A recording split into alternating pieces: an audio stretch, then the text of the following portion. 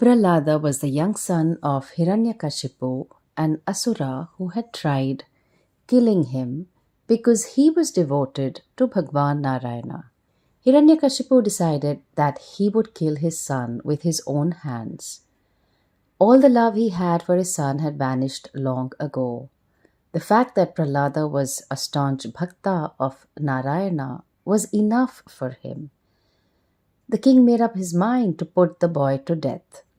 With a firm voice, he shouted, "Bring that son of mine here to my presence at this very instant. I will deal with him and his impertinence."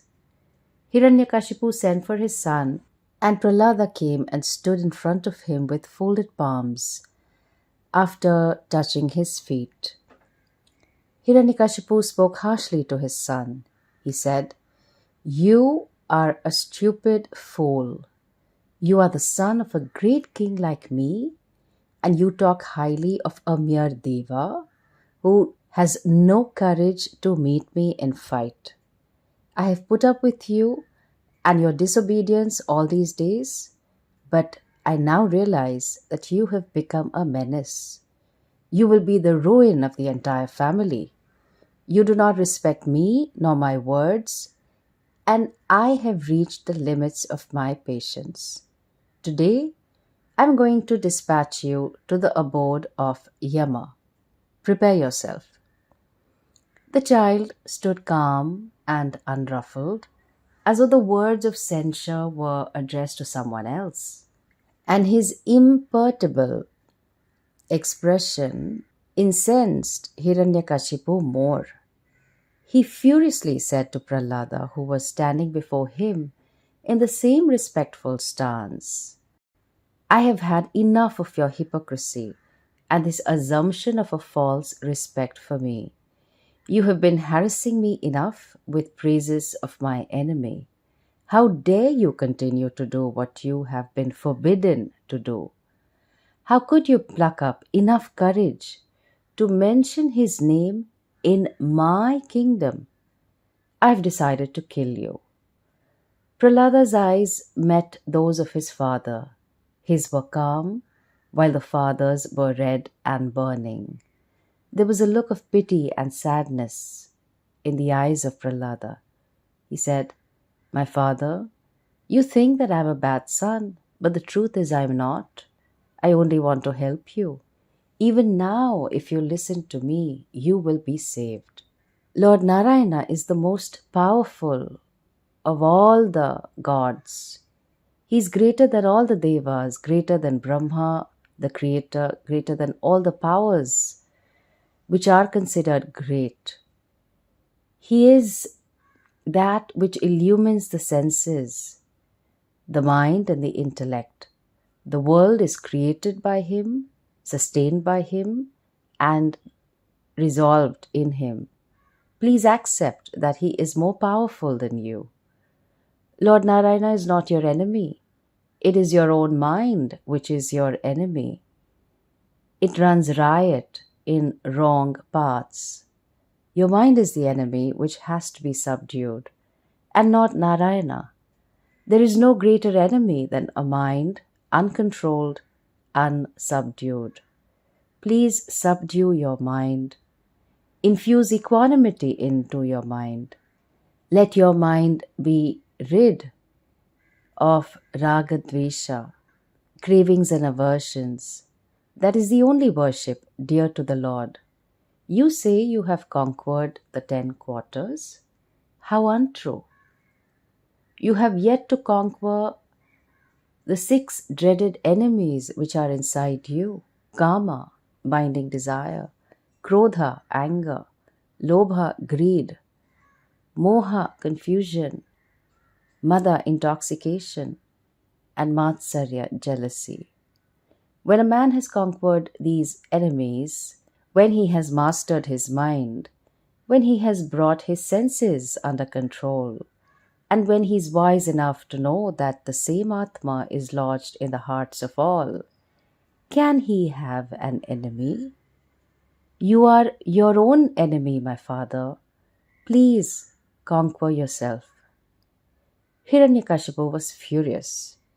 He glowered at his son and said, "You think you are wise enough to teach dharma to your father, who in reality should be treated as a guru and honored as a god by you?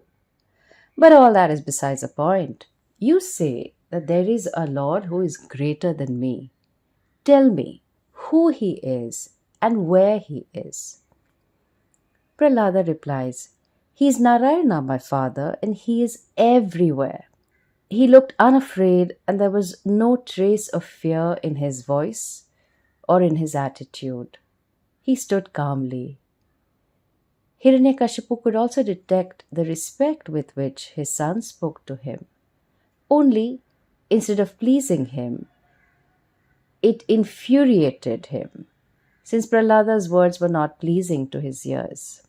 Hiranyakashipu mockingly asked, "Everywhere?"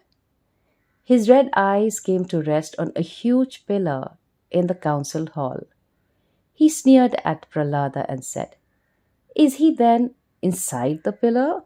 Prahlada prostrated before the pillar and said, "Yes, he is.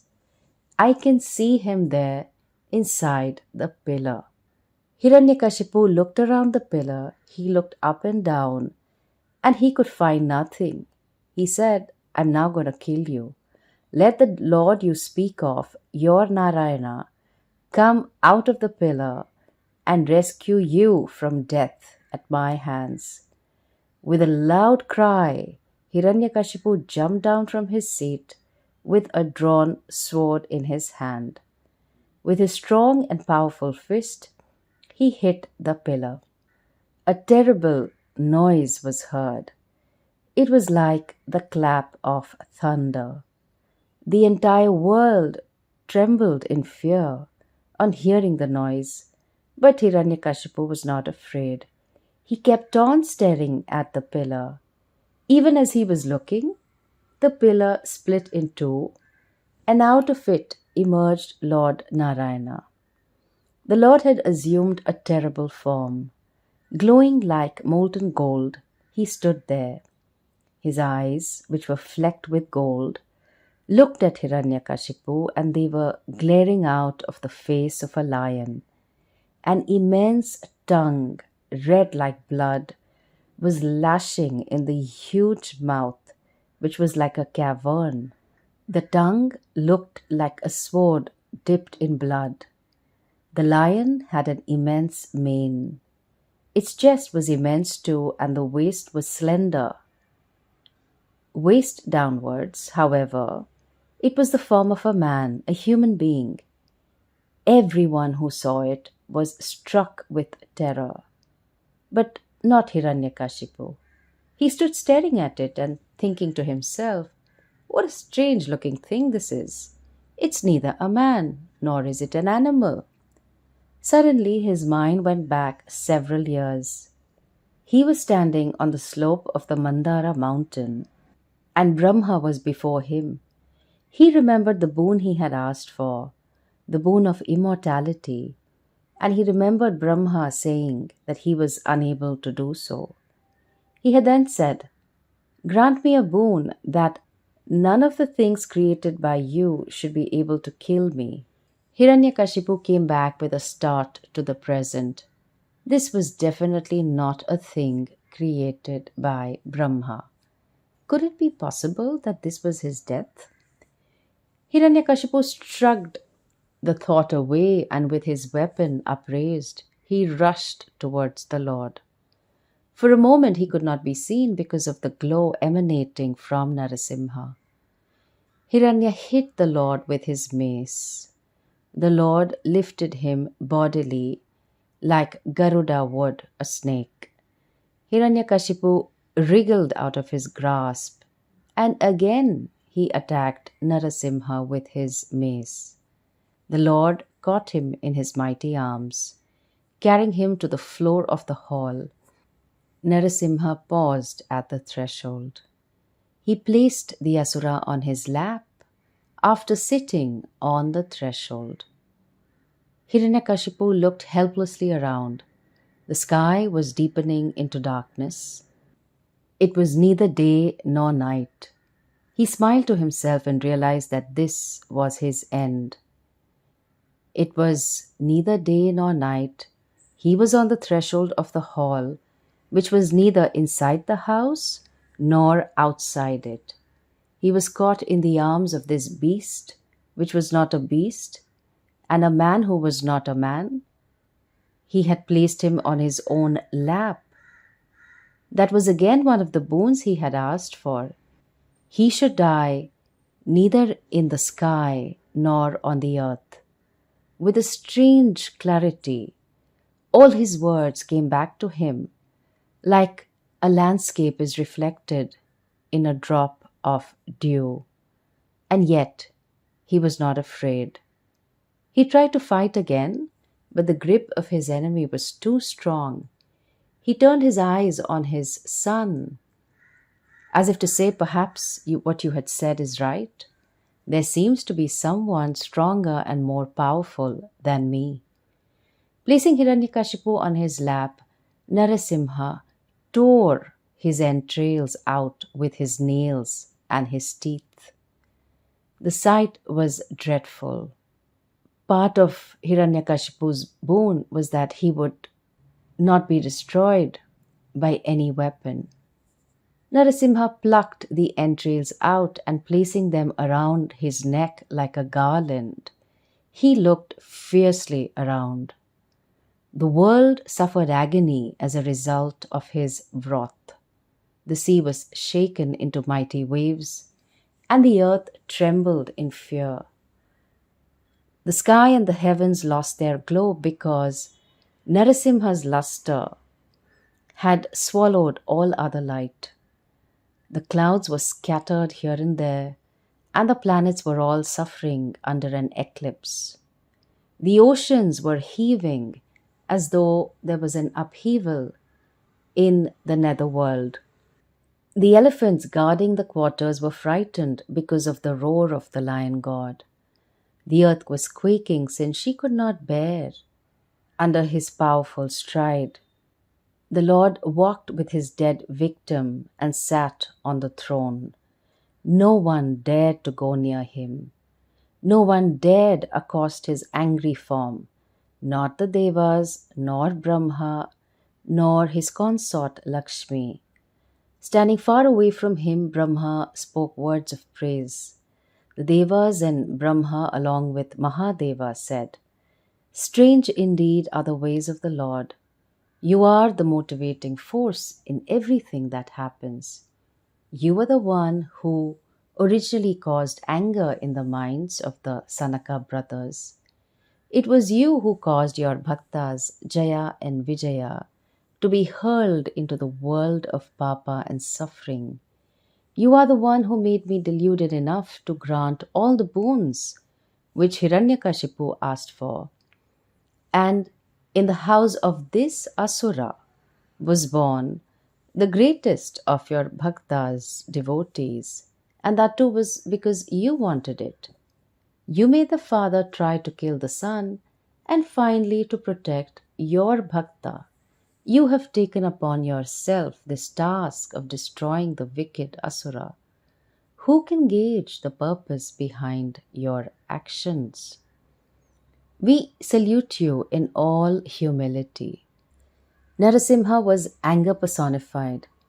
When the Devas with Brahma had gone to him long ago asking him to help them to rid the world of Hiranyakashipu and his tyranny, the Lord had said, "When he hurts his son who will be my bhakta, his son who is untainted by faults like enmity and cruelty, who is tranquil and unruffled by the sufferings inflicted on him because of his devotion to me, then I will appear in person and destroy Hiranyakashipu, though he is protected by the many boons you have granted him."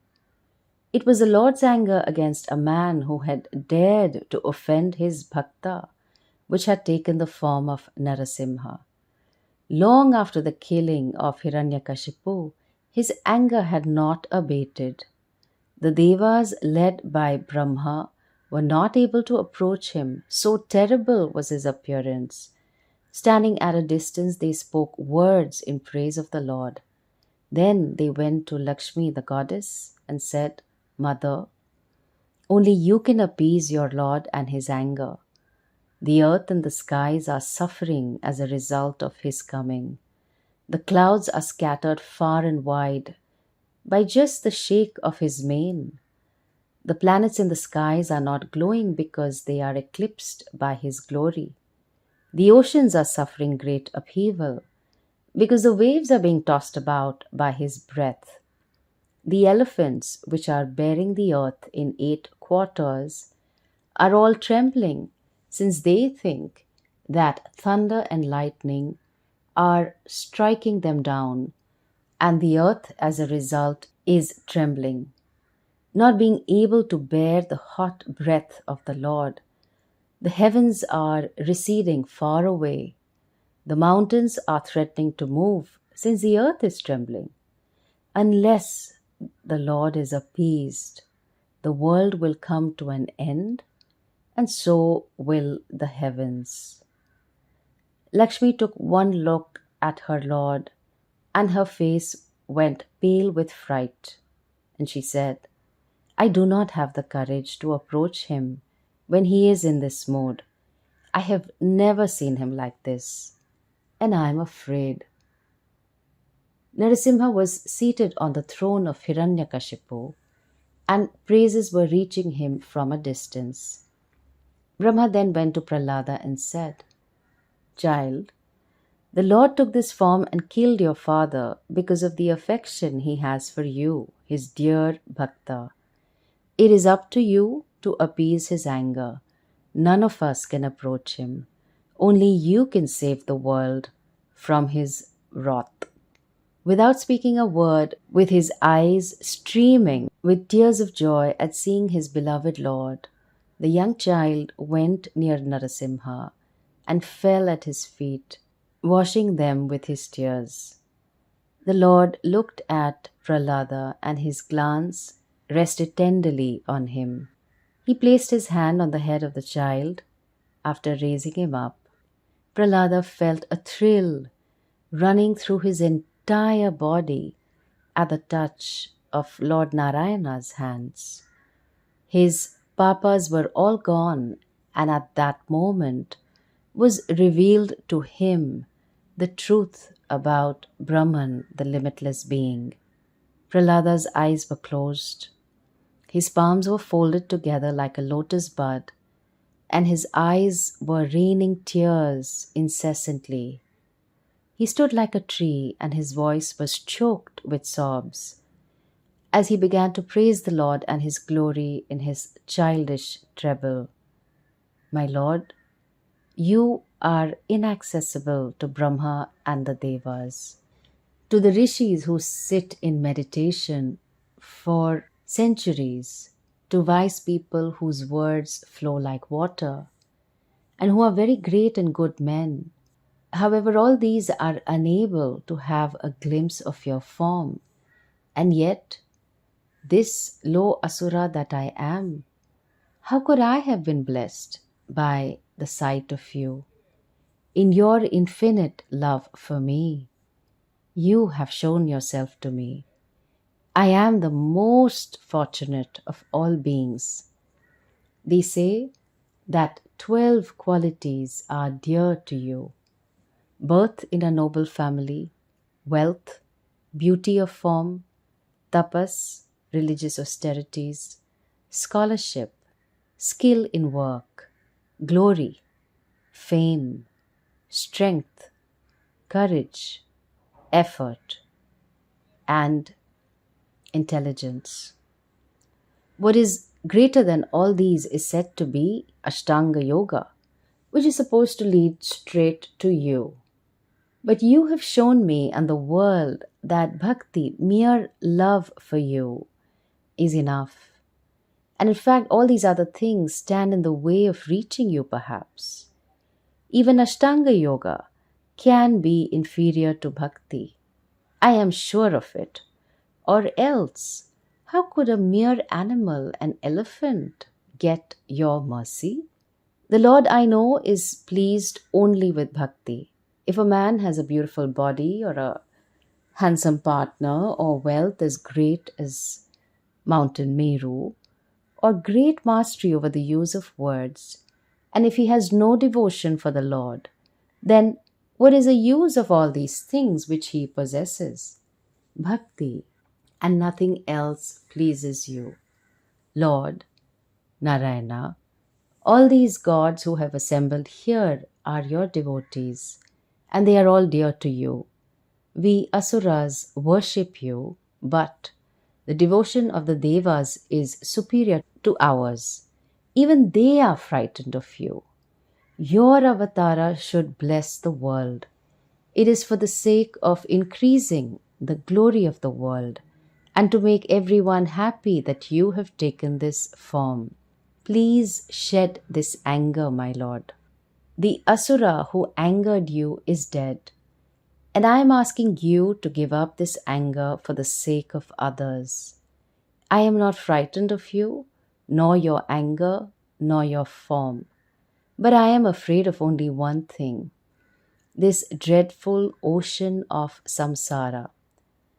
That is what is terrible in form and unbearable for one who wants to be with you. Like the time when the asura servants of my father tied me up and threw me into the waters to be drowned. I am tied by the bonds of karma, which are of my own making, and I am being thrown into the ocean called samsara, which is a life of becoming. I've had a sight of you, and I am praying that my karmic bonds have been burnt away, that I will reach you soon. Lord Narasimha abandoned his anger, and placing the young child on his lap, he said, "Child, I am very fond of you. You are the greatest of the asuras and the noblest. I want to grant you any boon you desire. Ask me. I am here to satisfy all the desires of human beings. Ask me what you desire the most, and I will grant it."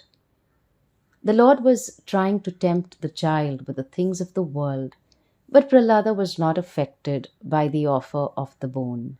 He smiled very sweetly and said, "Do not try, my lord, to deceive me and deny me the place by your side, which is all I want. I am an asura, and the asuric nature runs after objects of the senses. Knowing this weakness in us, you are trying to tell me that I should plunge into the ocean called samsara of my own accord? No, my lord. I have seen you, and you know that I have always loved you. I am afraid of these group of senses, and I detest the objects of these senses. I think you are trying to test the strength of my devotion to you. One who asks a favor of you in return for his devotion is not a devotee but a trader. I am only your devotee without any desires, and as for you, you are my Lord who does not expect anything from a bhakta except bhakti, loving devotion. Where does the need arise here for the talk about desires and the granting of them? And yet, since you have commanded me to ask a boon of you, I will not insult you by refusing it. I want a boon from you. I want your form to be in my heart forever, and thus I should be able to have no place for worldly desires there where you are. If love for you is steadfast in this heart of mine, then the indriyas, the mind, the breath of life, the body, dharma, courage, intelligence, wealth, glory, memory, and even truth will all have to leave the place and become destroyed by the fire which is bhakti. When bhakti is firm, the first thing which goes is the ahankara, and with the ahankara will vanish all the qualities associated with it. When the person sheds the desires in his heart, he becomes as rich as you are, my Lord. I salute you. The cosmic Purusha, Parabrahman, Hari Narayana Narasimha. Narasimha had now become a Shantamurti, and everyone came near him, stood in his presence, and praised him. Lakshmi came and sat by his side, and he became Lakshmi Narasimha. He said, "My child, you will live till the end of this kalpa. Without getting involved in the world, you will enjoy all the pleasures of the world. You will be free of the bondage of karma, and finally you will reach me." Prahlada bowed his head and said, "Lord, please be gracious to my father. He was ignorant of the glory that is you, and he spent his entire life hating you. You were angry with him for his treatment of me. Forgive him and let him be rid of Bhagavat Bhakta Nindana, which is an unforgivable papa in your eyes." Narasimha said, "So be it." He smiled and added, "Because you have been born in the line of Hiranyakashipu, he and 21 of his ancestral lines have been purified. He has reached the land of your Pitras. You may perform the final rites for him. I also want you to know that all your descendants will be dear to me." Narasimha then told Brahma, "You should not from now on grant boons indiscriminately to the asuras. It is like feeding serpents with nectar." And then Narasimha vanished from their sight. Prahlada then honored the Devas and Brahma, and they returned happily to their abodes. The thorn which had been lodged in their sides for all their years of suffering had been removed. Om Shri Narasimhaya Namaha.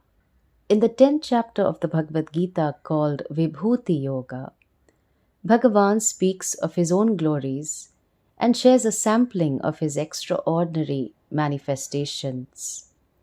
Prahladaschasmi daityanam. Among all the asuras, daityas, I am Prahlada, and we now know why. Prahlada was exalted because of his unwavering devotion, his resilience and unshaken love for Narayana, especially in the face of the trauma of his own father trying to kill him, is something that we can learn from. He encourages us to remain steady in our devotion to and trust of the law of karma and Bhagavan. Narasimha Avatara's form, which is neither fully human nor fully animal, also teaches us that Bhagavan's Shakti can manifest in unexpected forms at unexpected times, and he will always protect his devotees. This story also highlights the concept of karma and destiny. Hiranyakashipu's fate was sealed by his own actions, and Prahlada's destiny was to be saved by the divine intervention of Lord Narayana. Despite being an embodiment of ferocity, Narasimha Avatara ultimately shows compassion towards Prahlada and Hiranyakashipu. It is a lesson in the importance of compassion and forgiveness even towards our adversaries. I don't know about you, but every time I hear this story or every time I share this story, I want to hear it again. There is something so pure and so innocent and so deep about Prahlada's devotion, which also serves as a reminder of the triumph of dharma over adharma, the power of bhakti and resilience, and the importance of surrender to the mysterious ways of Bhagwan in our lives.